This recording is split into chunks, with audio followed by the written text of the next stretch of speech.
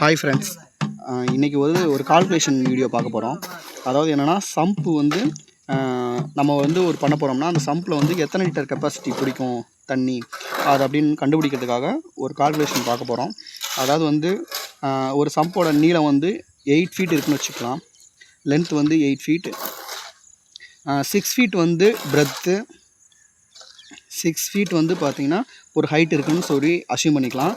இப்போ இந்த மாதிரி ஒரு மெஷர்மெண்ட் கொடுத்துருக்காங்கன்னா இதில் எத்தனை லிட்டர் கெப்பாசிட்டி தண்ணி பிடிக்கும் அப்படின்றத மெஷர் பண்ண போகிறோம்.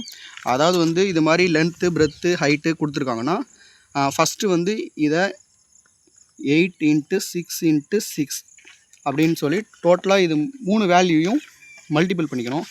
3 வேல்யூ மல்டிபிள் பண்ண போகிறோம். இது 6 × 6 36 ப்ளஸ் 8 மல்டிபிள் பண்ண போகிறோம்.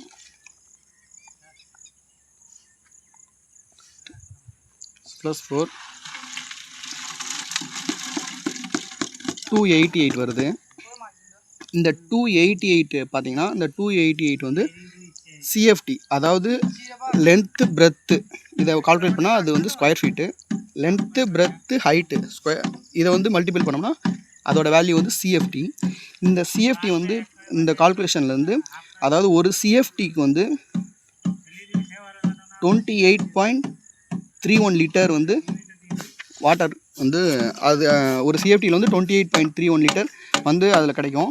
அப்போ 288 சிஎஃப்டிக்கு பார்த்தீங்கன்னா இன்ட்டு 28.31 லிட்டர், இது மல்டிபிள் பண்ணோம்னா நமக்கு 8153 லிட்டர் கிடைக்கும்.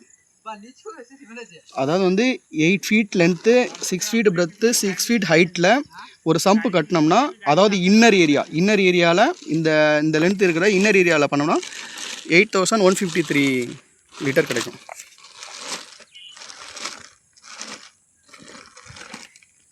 रुको